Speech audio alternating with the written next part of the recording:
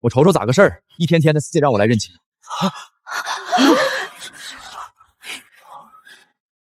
哥哥刚回来，先换双鞋吧。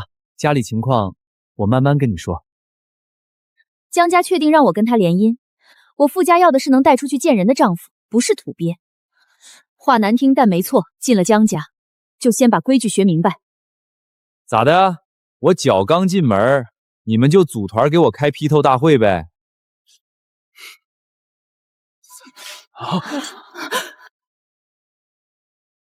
严峰好心给你拿鞋，你什么态度？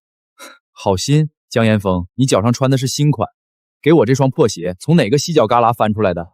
哥哥，你误会我了，我只是想着咱们身形差不多。一回来就欺负严峰，果然没教养。你哪根葱？我是你未婚妻。未婚妻呀？那我问你，我刚进门，你当着一院子人埋汰我，这叫傅家的礼数？唐鹤婷，你能不能注意场合，别丢人现眼？姐，你也是我亲姐是不？我做了14个点硬座来的，你一句累不累没有？上来就让我学规矩，你们把我撂东北18年，那时候谁教过我规矩？鹤婷，一路累了吧？别跟他们计较。联姻的事，我回去跟我爸重新谈。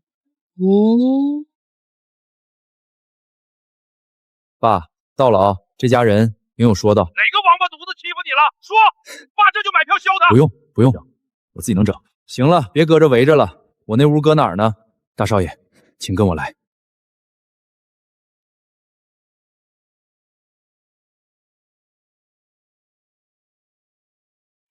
大少爷，您先将就一晚。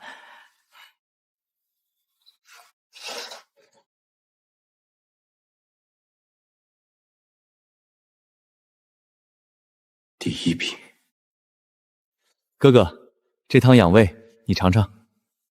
鹤婷，你筷子姿势不对，以后出去吃饭会被人笑话。哥哥以前没人教嘛，慢慢来。我以前也是练了好久才学会。筷子能夹菜就行，你嫌不好看别瞅，没人逼你盯着我吃饭。行了，都好好吃饭。妈知道你委屈，今天先别。哥哥，我知道你心里不舒服，以后不懂的你问我，我一定帮你。江岩峰，你刚才当着全家面说我筷子都不会用是帮我呀？你这种蓝绿茶我在东北见得海了去了，省省吧。哥哥，你误会我了。唐鹤婷，严峰哪里得罪你了？你别蹬鼻子上脸。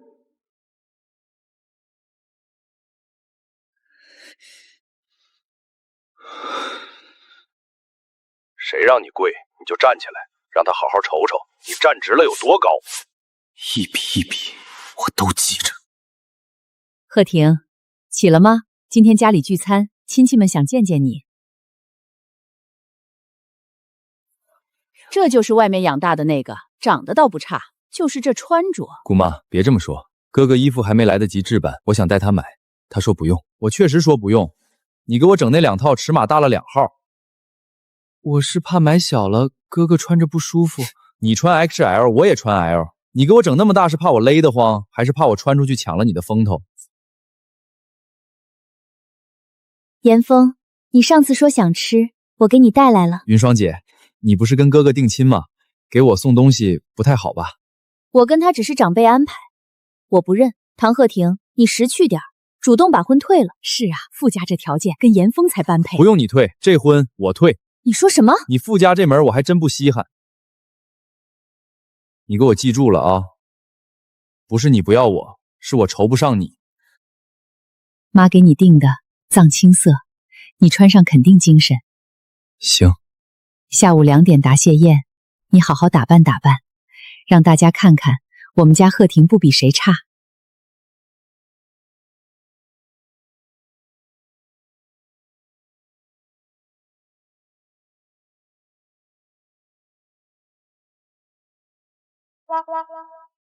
哥，你换衣服呢？这谁的？我的，以前穿过1、2次。妈给你订那套送来尺码不太对，我怕你穿着不合身，就让佣人拿去改了。你胳膊比我短1截，这衣服我穿上袖子能退到胳膊肘。你当我是来江家要饭的，还是来打快板的？哥，你要是嫌弃，我让陈叔现在去买现成的，就是2点就开宴，怕来不及。哥，你拍这个干什么？记账。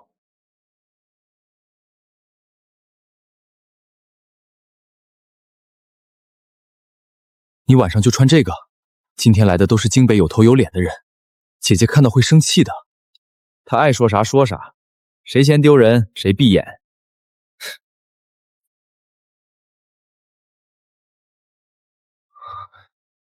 今天我就穿这个。王总，您太客气了，这都是我姐教的好，我就是帮着跑跑腿。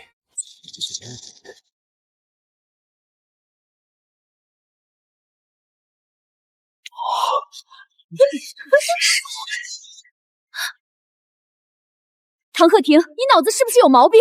我不是让严峰给你送西装上去了吗？可不送了吗？那个旧西装起球起得跟个鸡毛掸子似的，还有个鞋跟能甩2里地的破皮鞋。姐，你弟给我误当拉桶倒呢，那不一堆纯破烂吗？你胡说什么？今天这种场合你穿成这样，江家的脸面还要不要了？爸的朋友都在看着。脸面是自个儿挣的，不是靠一件衣裳撑起来的。姐，你别怪哥哥，是我的错，我今天太忙了，没顾上跟佣人交代清楚，把以前不要的衣服给放错了柜子。哥，你要是实在生气，现在去我房间换我那套备用的，行不？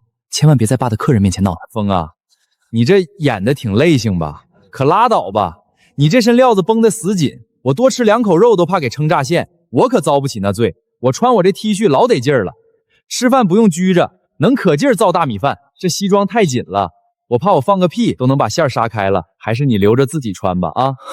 你，到底是外面养大的，没规矩。江太太，你这大儿子可真是让人开了眼界。你干什么？鹤婷，别跟他们吵，妈带你去后面歇着，咱不在这待着了啊！躲啥躲？今儿办席不就是认我这个亲儿子的？主桌那座写我名呢，凭啥我躲？我做主桌，名正言顺，谁乐意瞅就瞅，看不惯抠眼珠子。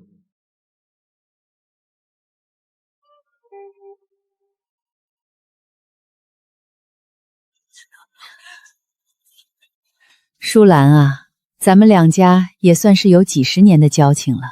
是，嫂子，一晃都20年了。所以有些话我当着大家的面就不藏着捏着了。这门娃娃亲是当年老爷子们在世的时候定下的，但现在时代变了，儿女的婚事总得讲究个门当户对，带得出去。严峰这孩子我是看着长大的，懂礼数，跟我们云双站在一起，谁看了不说是天造地设？至于这位刚回来的，连件像样的衣服都穿不起，以后要是带到商会聚会上，富家的脸往哪儿搁？这门亲事，我觉得还是算了吧。嫂子，鹤婷刚回来，很多规矩还没学会，以后不用以后了。这位大婶，你刚才叭叭半天，意思就是嫌我穷，嫌我土，配不上你闺女是不？你叫谁大婶？这就是你的教养？这叫大实话。既然你觉得我配不上，这亲咱也不结了。这婚轮不到你们富家开口退，我先把这话撂这儿。你们不稀罕我，我也不稀罕你们。儿子，咋的了？在京北待的舒心不？是不是哪个王八犊子给你气受了？爸，没事儿，就是这边有个姓傅的，嫌我穿的土，穷的没有西服，不跟我联姻了。放屁，没衣服穿。老子前2天刚给你寄过去的3箱子土特产，哪一样不值个10万8万的？他们京北人吃2口洋面包，真把自己当盘菜了。爸，你帮我跟于叔支一声，他上回不是说想跟咱家搭伙干点项目吗？地皮的事儿我回去谈。于广世啊，妥了，地皮手续下周就批下来。儿子，你赶紧收拾收拾回来，爸给你整铁锅炖，大鹅都挑好了，就等你了。哎，好嘞，爸。听明白了吧？这婚是我唐鹤龄退的，你们傅家那点门第搁我这儿，还真不够下一锅酸菜的。你刚才电话里说的那个人是哪个于广胜？还能有哪个于广胜？就铁岭开矿起家，眼下在省城倒腾地皮那老小子呗。爸，你成天在外头跑，没听过他名头啊？玉成，你也是做大生意的人，现在的年轻人在外面混了几年，随便听了个大人物的名字就往自己脸上贴金。这年头重名重姓的多了去了，一个东北开矿的还能把手伸到京北的南城来？他真这么说，下周地皮的手续就能批下来。他跟我东北那爹在炕头喝酒的时候唠的。于叔那人嘴严，吐口沫沫都是钉。他要是说下周，那估摸这礼拜5手续就得全利索了。我听爸提过，妈，南城新港那个项目最难啃的确实是个姓于的东北老板，卡了咱们家半年了。闭嘴！哥哥，于总那样的大人物，平时见一面都难。你跟于姑娘就是那位佳瑶姐姐，真的很熟吗？严峰，你这话唠得挺有意思啊。我跟我于妹子一块在雪地里撵兔子的时候，你还指不定搁哪个商场扒拉你那双带毛球的旧拖鞋呢。你要是觉得我耽误事儿，待会儿你自个儿去把南城那项目谈下来，也省得爸天天搁书房唉声叹气的。唐鹤婷，你说话能不能注意点分寸？严峰也是为了家里好，你一回来就夹枪带棒的，显摆什么？我显摆啥了？是富家大婶上来就嫌我土，嫌我没件像样衣裳，咋的？我现在把实话说出来了，你们一个个倒跟踩了猫尾巴似的炸毛了。合着这京北的规矩，就只能你们埋汰我，我连句实话都不能说呗？嫂子，小孩子说话没个遮挡，咱们喝酒，喝酒。玉成，这酒我看今天就先喝到这儿吧。云霜，我们走。大少爷，尝尝这粥，今天早晨刚运来的新鲜牛肉，特意让厨房多放了点香油，暖胃的。多谢了，陈叔，今儿这粥挺香，不像前2日一股子隔寿剩饭的馊味儿。妈，你最近睡得不好，多吃个蛋。这个蛋我盯着厨房煮的，火候刚好。妈，大清早的少吃这玩意儿，你血压高，蛋黄里全是胆固醇。严峰这是孝顺你呢，还是想让你早点躺医院去啊？哥哥，我只是想让妈多补补。我不知道妈血压高，以前在家里医生都是这么配餐的。以前是以前，在咱东北，血压高的大爷大娘清早都喝小米粥就咸菜，成天大鱼大肉的，那纯是嫌命太长了。唐鹤婷，你能不能好好说话？严峰一片好心，你一回来就挑刺，怎么这个家容不下你了是不是？严峰懂不懂事儿我不知道，反正我瞅着你是不咋懂。爸昨晚搁书房抽了一宿烟，你咋不去问问他高血压扛不扛得住？光搁这跟个护崽子的老母鸡似的，冲我嗷嗷啥呀？行了，大清早的吵什么吵，都好好吃饭。贺婷，今天下午你妈带你去趟市中心，把衣服鞋子都置办置办。南城那个项目，于总下周来京北，到时候你要一起出席。买衣裳行，但得我自个儿挑，别又给我整些紧绷绷的西装，跟捆了个小鬼似的，走道都迈不开腿。严峰，下午要不要一块儿去？我听说你对今年秋冬新款门清，去帮哥拎个包，顺便也开开眼界。哥哥想让我去，我就去，只要哥哥不生气就行。我生啥气呀？我这人脾气最好了，谁对我实诚，我指定加倍对他好。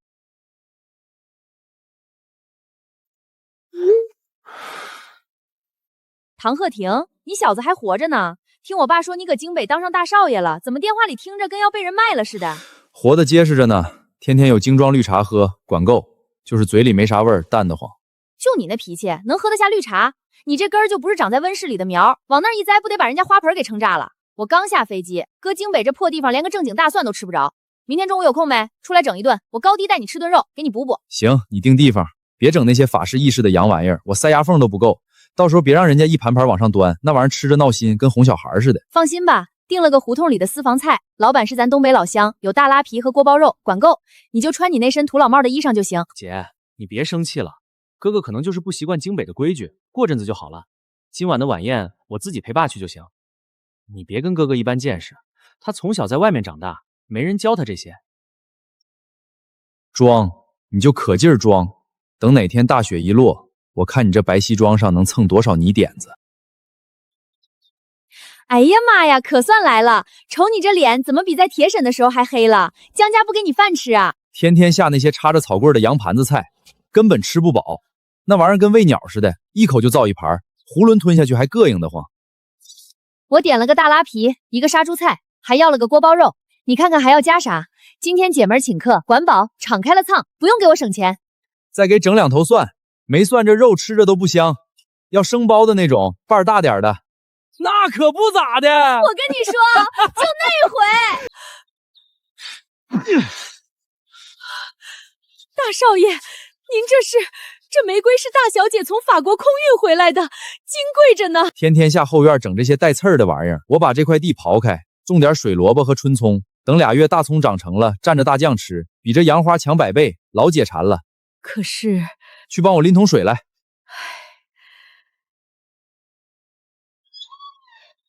唐鹤婷，你疯了！这是我养了3年的戴安娜，你竟然把它拔了！你知不知道这花多贵？哥哥，你就算再不喜欢姐姐，也不能拿这些花撒气啊！这花是姐姐的心头肉，你把它毁了，姐该多难过呀！我拔它们是为了让屋里见亮，懂不？这花长在这儿，把光都给挡没了，跟这院子里有些不干正事的人一样，净搁那儿碍事儿。你少找借口！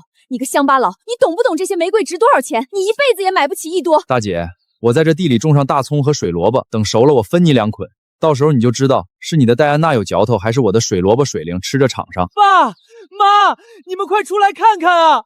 哥哥把后院砸了，他要毁了江家的富花园。今儿个就是把天王老子喊来，这地我也刨定了，大葱籽儿我都撒下去了。谁要是敢给我刨出来，我就把大缸搬进来，直接搁后院采酸菜。到时候这别墅里天天下下都是酸菜味儿，你们可别嫌齁得慌。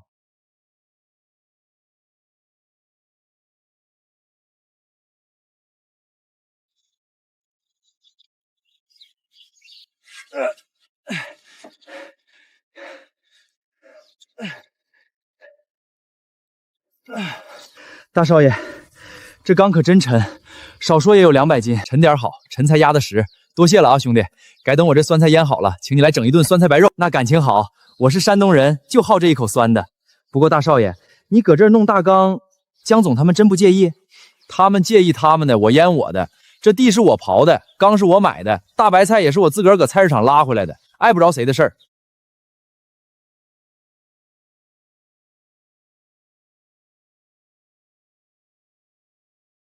小子，你这锅里准的啥？大老远就闻见一股子正宗的酸菜排骨味儿，把老子肚里的馋虫都勾出来了。东北酸菜排骨呗，大爷，您这鼻子可真好使。废话，老子在沈阳待了30年，这味儿一闻就知道是地道的老林子酸菜。江玉成那小子天天往我这儿送什么法式红酒、瑞士巧克力，一股子香水味儿，闻着就犯恶心。还是你这一锅肉实在。大爷，您翻过来烙呗，墙头上凉飕飕的，流心闪着您老腰，顺便烧双筷子。我这肉老多了，我一个人造不完。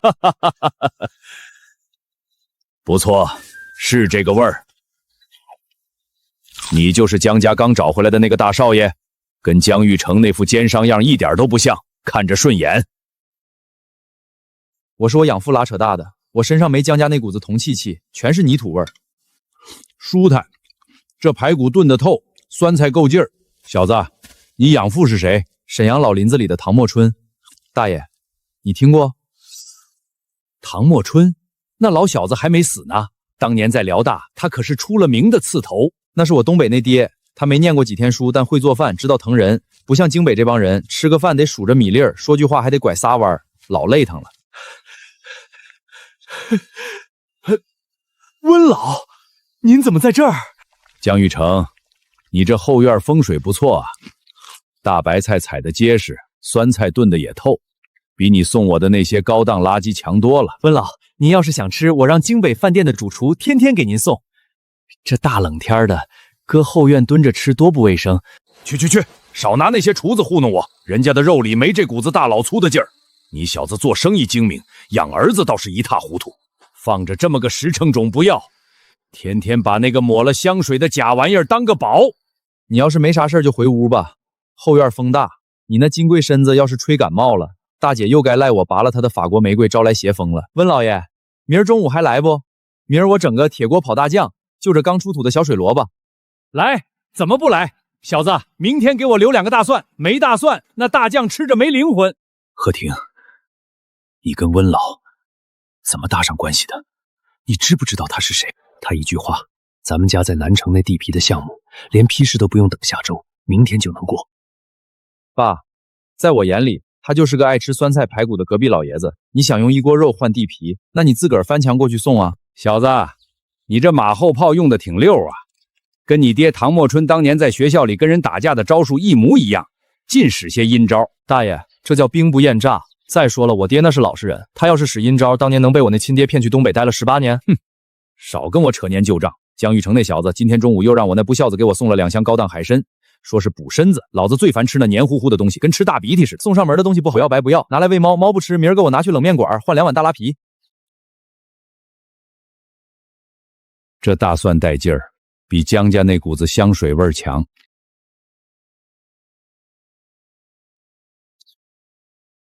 哥，爸听保姆说你中午没吃饭就出来了，特意让我把打球时带的燕窝给你送来。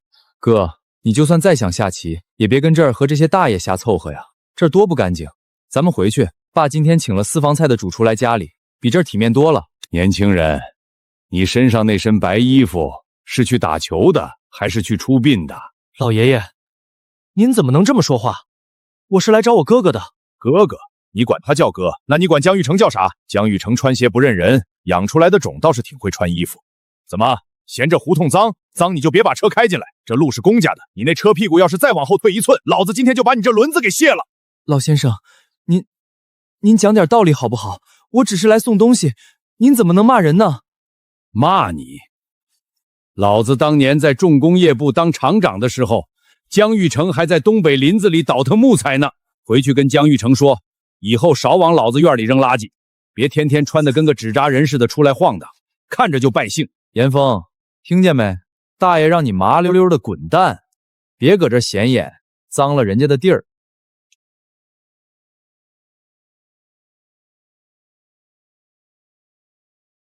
云霜，你怎么了？从刚才起就一句话都不说，那个老头也太不讲理了。哥哥也是，就坐在那儿看着我被外人欺负，连一句话都不帮我说。严峰，你刚才认出那个老头是谁了吗？不就是一个不讲理的胡同老大爷吗？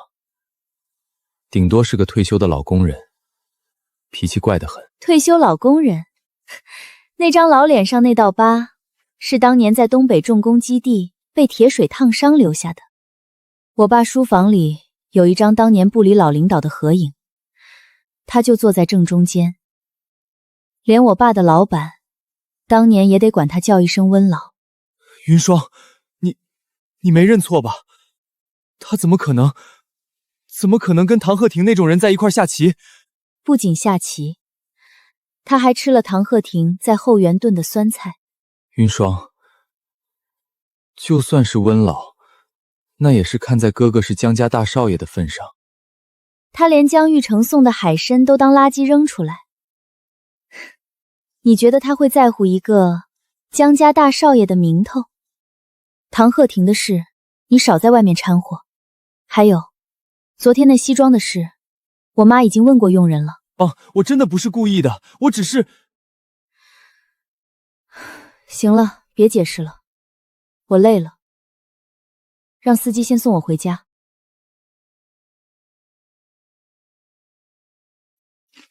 小子，下雪了，明儿个大葱地里得盖一层被子。盖呗，雪下的越大，明年的葱越甜。舒兰，不是我说你，这院子里怎么一股子大葱大蒜的泥巴味儿？咱们江家在京北也是有头有脸的，让外人进来闻见这味儿，还以为进了菜市场呢。大姐，那是鹤亭在后院种的一点小菜，说是新鲜，自己吃着方便。哼，菜市场2块钱一捆的玩意儿，值当把好好的戴安娜玫瑰给刨了。我看是骨子里那股小家子性改不掉。严峰就从来不折腾这些脏东西。大姑，今儿个起得挺早啊，大清早就剁大蒜的念叨，怎么昨晚吃肉塞牙，今早找我这儿消食来了？鹤亭，怎么跟长辈说话呢？长幼尊卑的规矩，你养父没教过你？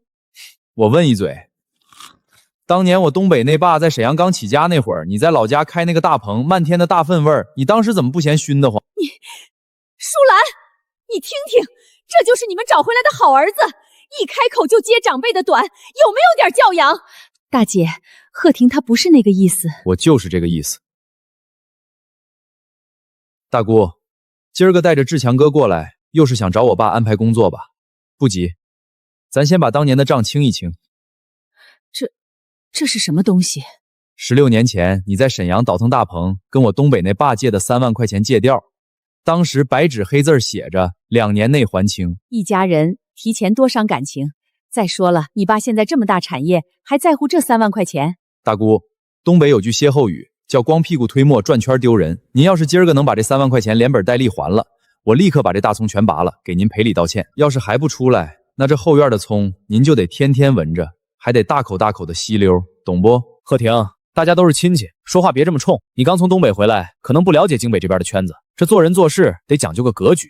大姑当年那钱也是为了家里投资，现在志强哥我在京北这边混的也不差，你提那些老黄账真挺没意思。你这古旗是前门大白蛋30块钱一件批发的吧？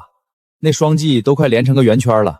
你要是觉得在江家待着憋屈，我可以介绍你去我那边的物流公司当个调度，虽然风吹日晒的，但适合你，接地气。哥们儿，你舌头要是伸不直，用不用我带你去后院那酸菜缸里蘸点汤，给你消消眼？你想干什么？不干啥，就想教教你，在我们铁岭装大尾巴狼是个啥下场。你说你混得不差，那上个月你在南城那家洗脚城，因为付不起单被扣了身份证，最后还是严峰掏悄拿了我妈的卡去给你赎的人吧？你胡说八道！哥们儿，当调度挺好，起码不用大半夜在洗脚城门口等人家送钱。这工作你留着自己干吧，我看你挺适合天天给人家跑腿的。舒兰，你看看他，这成何体统？志强好心给他介绍工作，他竟然血口喷人！血口喷人这招，江岩峰玩的比你溜，你在我这儿真排不上号。今儿个中午我约了温大爷在后院吃大酱，两位要是想留下来一块啃个水萝卜，我管饱；要是嫌味儿大，大门在后面，自己再拉着滚蛋，不送。等江玉成回来，我非得让他给我个交代。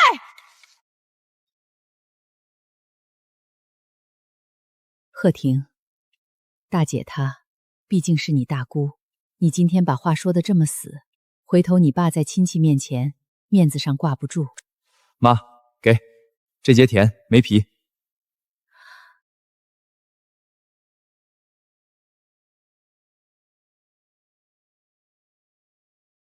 妈，大姑借那3万块钱的时候是我6岁那年，那年沈阳下大雪，我养发为了给我凑学费，大半夜在林子里帮人扛木头，冻得10个指头都裂了口子。我东北那爸那时候在京北刚买了第1套房，大姑在老家盖了新楼，他们谁想起来在沈阳还有我这么个挨冻的种？贺婷，妈不知道这些，妈当年我养父把我养得挺好，我没缺过肉吃，也没缺过衣裳穿。我今天跟大姑算账，不是为了要那3万块钱，我是想让你们瞧明白，江家那些亲戚有一个算一个，冲着的是我爸的口袋，不是江家的血脉。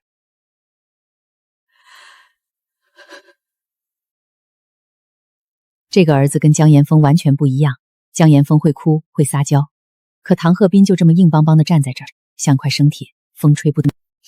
贺婷，妈知道你委屈，下午妈带你去市中心买几身换季的衣服，行不？行啊，去呗。不过妈，先说好，我不去那些连大门都有保安守着的洋店，里面连个坐的地方都没有，买件衣服跟做贼似的。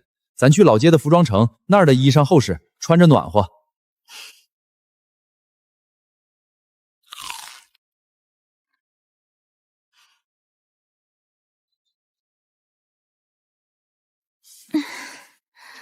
跑什么啊，小妹妹？大半夜的送水多累，哥疼疼你，给你200块钱买糖吃。放手！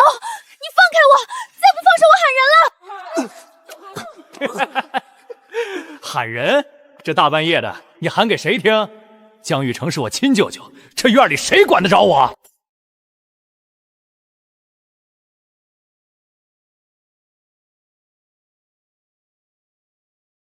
唐鹤婷，你大半夜不睡觉拎个铁锹干什么？我看看我下午种的大葱长虫没有，没想到大葱没长虫，倒是瞧见一只大号的绿腚喵虫在这拱泥巴呢。妹子，水送完了，送完了赶紧推车走，这儿有狂犬病，咬人。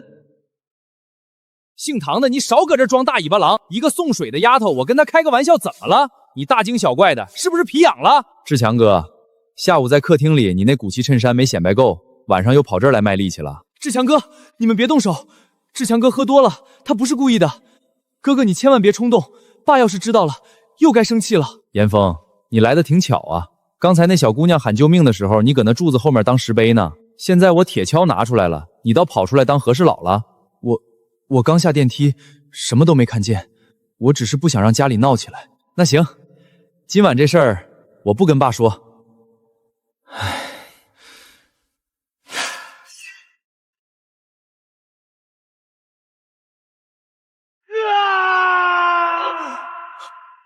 唐鹤婷，你疯了！我没疯，我说了不跟爸说，我自己个儿动手解决，这叫铁岭规矩。严峰，你那手机录像存好了没？存好了就赶紧发给大姑，让她明天带着医药费来找我，少1分钱，我明儿个就把志强哥那30块钱的骨翅挂在大门口当幌子。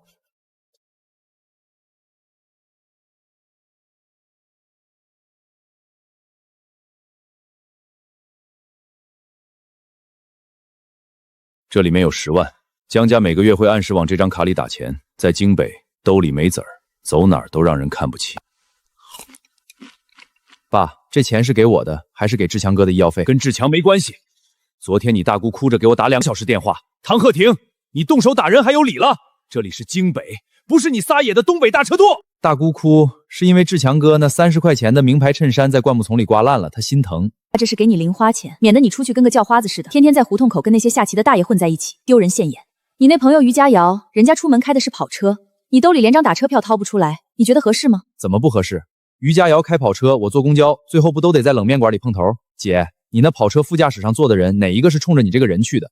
不都是冲着咱爸的皮夹子吗？我兜里没钱，但找我的人冲的都是我唐鹤亭这个有血性的人。爸也是为了你好，你要是嫌钱少，我这儿还有几张卡，我可以先借给你。拉倒吧，严峰，你那卡里的钱哪一分是你自己个儿挣的？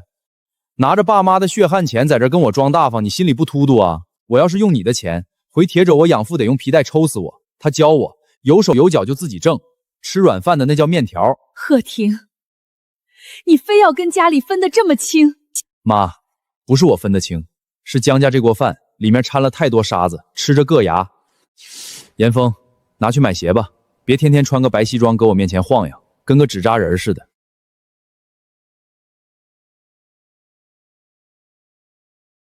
老姜，忙着呢。哎呀，大侄子来了，这就是你爹从长白山那边给你寄来的真丫鬟？那能有假？你瞧瞧这松子儿和榛子，个个饱满，没一个空壳。还有这黑木耳，都是老林子椴木上摘下来的，泡开了跟巴掌一样大。地道这味儿太正了，比我在京北那些高档干货店里买的那些洋玩意儿强100倍。大侄子，这批货哥全要了。你搁店里代销，卖出去了咱俩28分。江家嫌我穷，不给我零花钱。江家那帮人脑子指定是有毛病，放着你这么个实诚手不要，偏偏去养个抹香水的。来，大侄子，整一口，今天哥请客。老姜，你来京北20年了，觉得这儿好不？好个屁！这儿的人说话都隔着一层肚皮，你跟他掏心窝子，他跟你算账本。大侄子，你听哥一句劝，江家不是你待的地方，那地方冷，跟冰窖似的。我知道冷，但我得把属于我的那18年账算清楚了再走。江岩峰拿了我的，得吐出来；江怀月欠我的，得还回去。等这锅粥熟了，我拍屁股回东北，大口吃肉，大口喝酒，那才叫活人干的事儿。好，有骨气，就冲你这句话。下周于广胜那闺女过来，哥在店里给你摆一桌最地道的杀猪菜，咱们把京北这帮装蒜的全给他震趴下。爸，有些话我不知道该不该说。今天下午我去南城办事，刚好路过老街那边。有话就直说，别吞吞吐吐的。他去那儿干什么？江家是少了他吃，还是缺了他穿？跑去那种下九流的地方当苦力，嫌江家丢人丢不够。我也问过哥哥，要不要给他拿点零花钱，可哥哥不领情，还说我拿爸妈的钱显摆。我是怕别人看见了，说咱们江家逼得他去冷面馆扛板。不像话！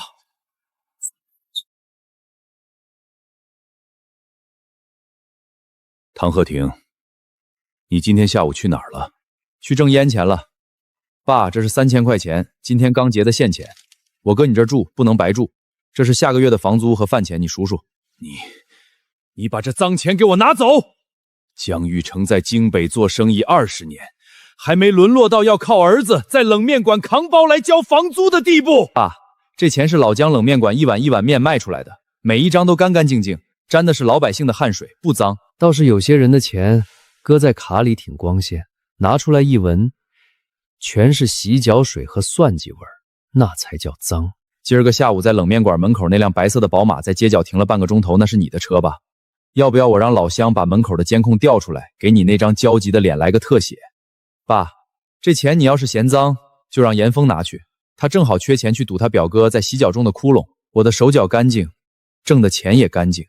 这江家的门，我要是想进，就堂堂正正跨进来；我要是想走，连根葱都不会给你们留下。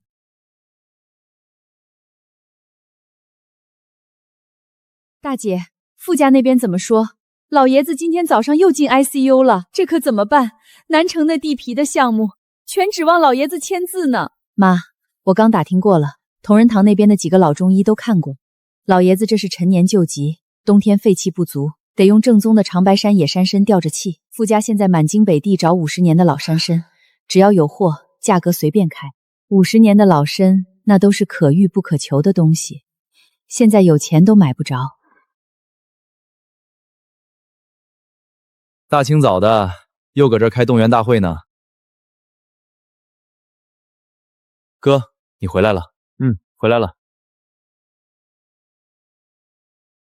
哥，你这又是从老姜那儿弄回来的烂草根，不懂就别瞎叭叭。这是我爸前天托铁岭的邮政绿色道寄过来的，老林子里的土参。贺婷，这参长得怎么跟白萝卜根似的？真的是野参？妈，真正的野山参在老林子里长几十年，哪能跟商场里那些用化肥催出来的一样白白胖胖，皮老纹细须子硬？这在东北叫铁线纹，虽然看着磕碜，但药力足。傅家找的是救命的老参，你这连个包装都没有，用报纸包着的烂草根也敢叫野山参？拿去送人，不被傅家打出来才怪。这是我留着给温大爷泡酒用的，人家温老头识货，昨天还说他那老寒腿今年冬天好多了，全靠我这大蒜和这野参酒。唐墨春在沈阳老林子里经营了半辈子，手底下的山货从来不往市面上流，能让他寄给唐鹤亭的，绝不可能是普通的土特产。鹤亭，你这参还有多少？没了，就这一包。爸，你少打这东西的主意。我养父说了，这药是拿来治病的，不是拿来换买卖的。要是让有些心思不干净的人拿去送礼，这参在土里长了50年，得憋屈死。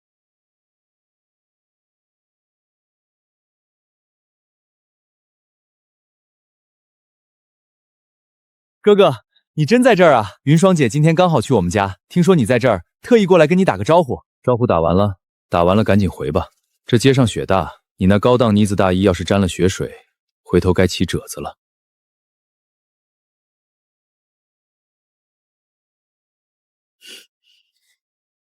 唐鹤亭，你天天就跟这些东西打交道。我爸今天又进 ICU 了，你却在这儿倒腾这些干蘑菇，你觉得合适吗？你爸住院，跟我倒腾蘑菇有什么关系？大路朝天，各走一边。你爸病了，你找医生去。跑我这儿老街冷罐门口来寻思啥呢？哥，你说话怎么能这么难听？云霜姐现在正为了傅爷爷的事着急呢。你手里这些黑乎乎的蘑菇，一股子烂树叶子味儿，你还非得拎在街上晃荡。要是让别人看见了，还以为咱们江家的大少爷沦落到在街上卖山货了呢。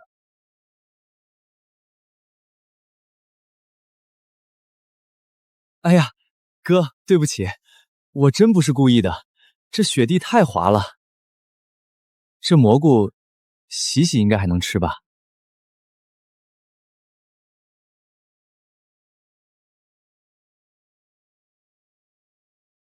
严峰，你刚才说这蘑菇是一股子烂树叶子味儿，本来就是嘛，一股子土腥味儿，看着就脏。这叫极品洋朵菌，在老林子里一年也长不出几百朵。我东北那爸在林子里趴了3天3夜才采了这一袋，是拿来给温大爷补气用的。严峰，你刚才这一脚踢掉的不是2个干蘑菇，踢掉的是温大爷明天的药膳。你自个儿寻思寻思，等会儿我把这事儿跟温大爷唠了。你那刚进重工业部大楼的表哥，明天还能不能在里边坐稳来？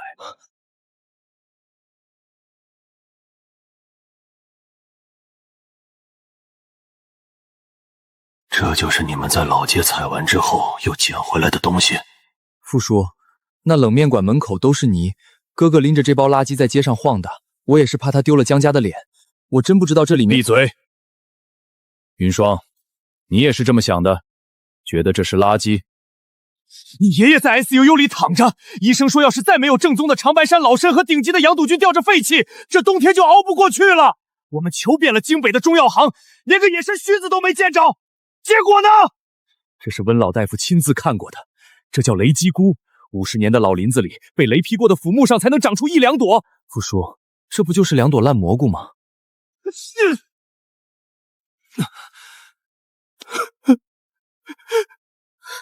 爸，您怎么能动手打严峰？我不光打他，我还想打你。你知不知道，温老今天早上亲自给大内那边打了电话，南城新港地皮项目的批示，温老直接给按下。温老说，傅家和江家的人连一碗酸菜汤的度量都没有，做生意心思太杂，不配拿南城的地。云霜，明天早上你备上一份重礼，亲自去一趟江家，去求唐鹤亭，哪怕是跪在江家后院的大葱地里，你也得把那只野山参给我求回来。求不回来，你这傅家大小姐的名头以后也别要了。云霜啊，你坐。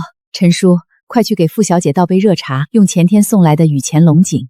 江阿姨，不用麻烦了，我今天过来是专程来找唐鹤亭的。找我干啥？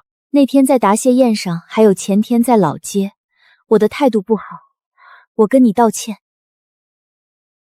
傅小姐，你这腰弯的挺深啊，怎么，今儿个不嫌我这身上有土腥味儿了？不嫌我连件像样的西服都没有了？之前是我眼界窄，不知道唐叔在东北的为人。我爷爷在医院里，现在需要你手里那支野山针，只要你肯让给我，价格随你开。南城地皮的项目，我们傅家也可以让出2个点给江家。2个点？你们做生意的是不是觉得这世上什么东西都能用点来算？你爷爷的命值2个点儿，那当年我养父在林子里差点被狼掏了才挖出来的参值几个点儿？鹤亭，妈，你别说话，这儿没你的事儿。傅小姐，退婚是你妈当众提的，我也应了，这叫一别两宽。现在你又跑来求参，怎么？傅家的规矩就是买卖不成，交情还在。傅云霜，你想要那参也不是不行，但我不卖。我唐鹤亭虽然穷，但我不缺钱花。我那冷面馆一天的流水够我买2捆葱，1斤大蒜的，我活得挺舒坦。那你想要什么？只要我们傅家有的，你尽管开口。我想要个公道。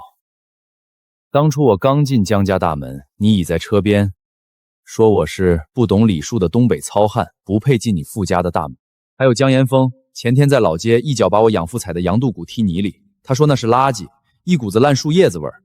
你们俩一个嫌我人土，一个嫌我药脏，现在求到这药上来了，不觉得恶心吗？唐鹤亭，那是个意外，严峰他是不是意外你心里门清。那餐我已经送给温大爷了，就在昨天下午。你把他送人了？温大爷跟我投缘，他吃我的大蒜，我送他野参。傅小姐，你要是实在想要，可以去隔壁温大爷家问问。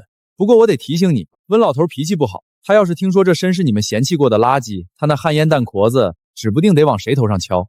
陈叔，送客。今天中午这大蒜挺辣，我得去后院浇水，消火。请。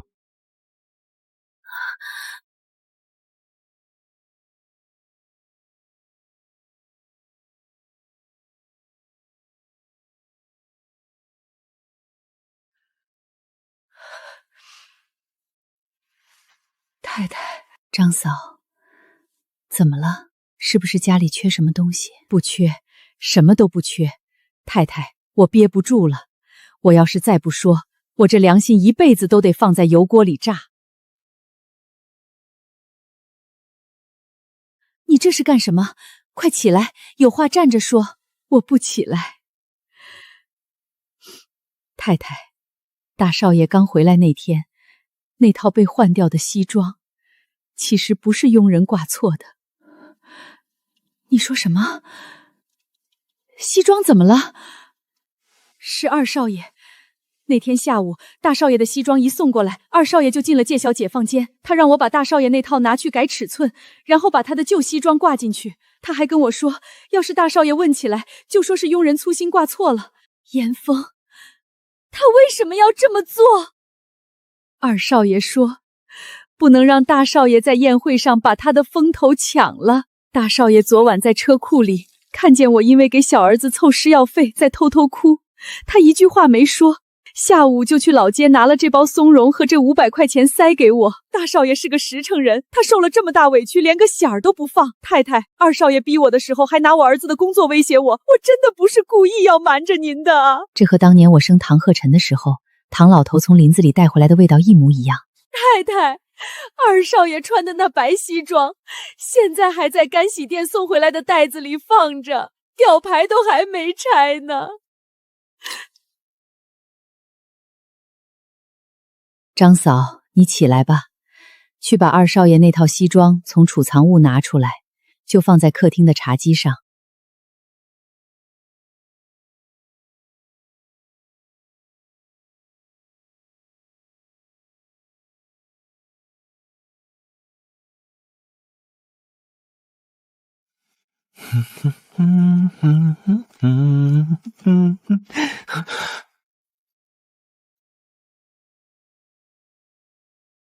爸妈姐姐，你们怎么都不说话？今晚怎么没开灯？严峰，这衣服眼熟不？爸，这不是哥哥宴会那天穿错的衣服吗？怎么搁这儿了？严峰，张嫂今天下午把什么都跟我说了，你竟然还拿他儿子的工作威胁他。妈，我没有，张嫂她胡说，她是因为我前天说她洗衣服不干净，故意怀恨在心。干洗店的收据上，送洗人的名字写的是你，吊牌上的防伪码跟大少爷那套定制西装是一模一样的，你穿的那套就是大少爷的。妈，我真的不是故意的，我是害怕，我害怕哥哥回来之后你们就不要我了。我在这个家里过了18年，我什么都没有，我只有你们了。我看到哥哥那么能干，连温老都护着他，我心里慌啊！妈，你打我吧，你骂我吧，别不要我。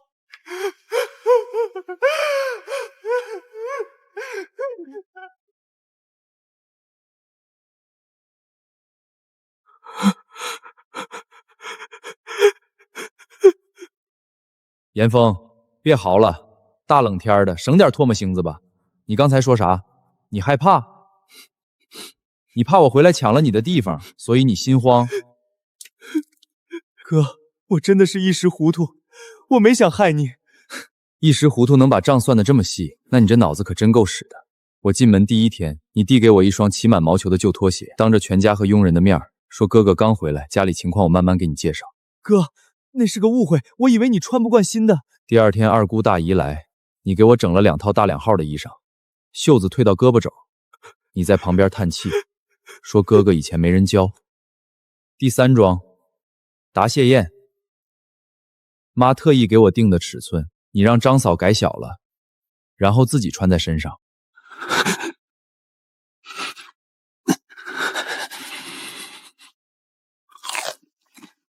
还有前天在老街，你一脚把我养父在林子里趴了3天采的极品洋杜鹃踢进泥里，说那是垃圾，一股烂树叶子味儿。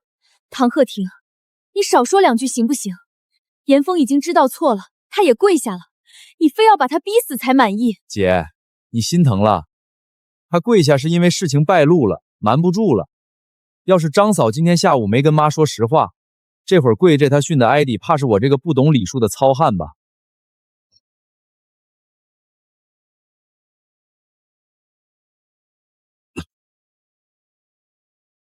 严峰，你这不叫害怕，你这叫会算计。你把害怕当成你的牌，打得挺顺手。可惜我唐鹤亭不吃这套，回你的房间去吧。地毯挺贵，别把人家地毯给哭湿了，洗起来费钱。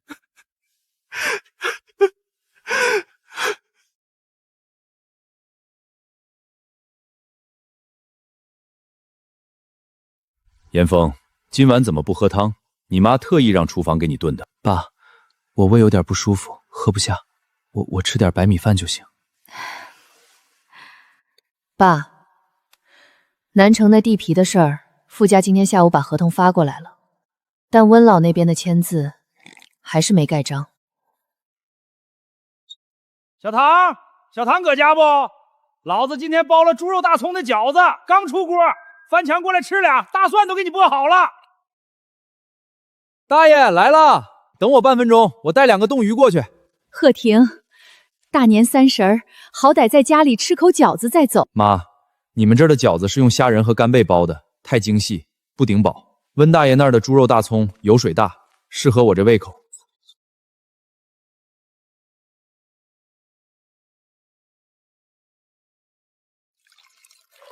吃吧，都愣着干什么？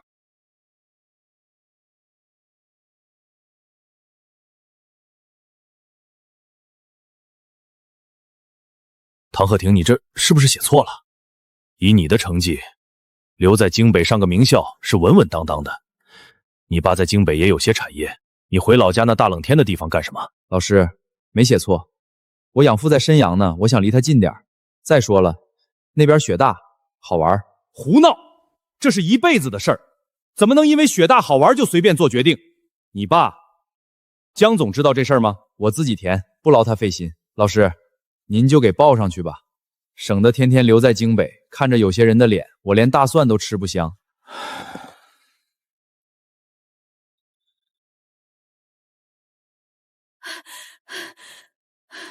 鹤亭，你怎么填的老家？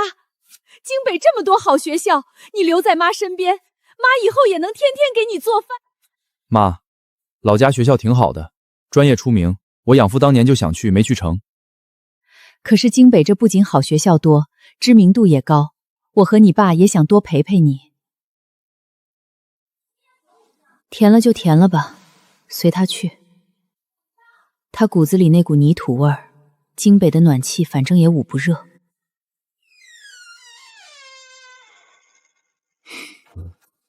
走了好，走了，这个家就还是我的。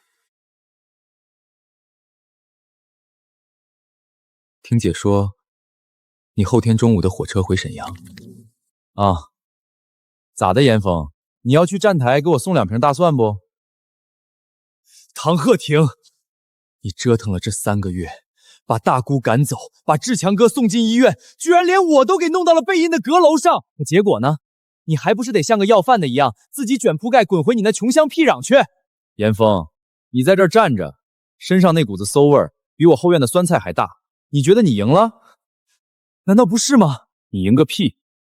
你在这儿过了18年，连吃个大白水蛋都得看大姐的脸色，连穿件衣裳都得偷我的。我走是因为这地方太小，装不下我唐鹤亭；你留在这儿，是因为你除了这3层层洋楼和爸妈的口袋，你连个能站直了喘气的地方都没有。你守着江家这口枯井过一辈子吧，等哪天江家的生意不行了，你连去大排档倒腾榛子的能耐都没有。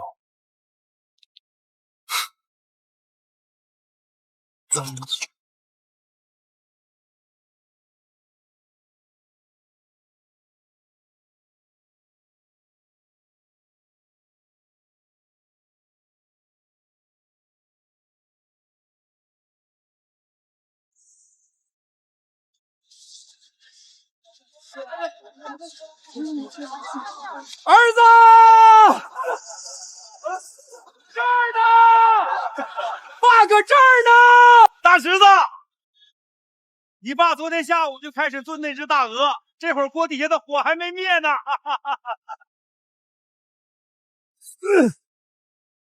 爸，我回来了。回来好，回来咱就回老林子猫东去，走，回家造铁锅炖去。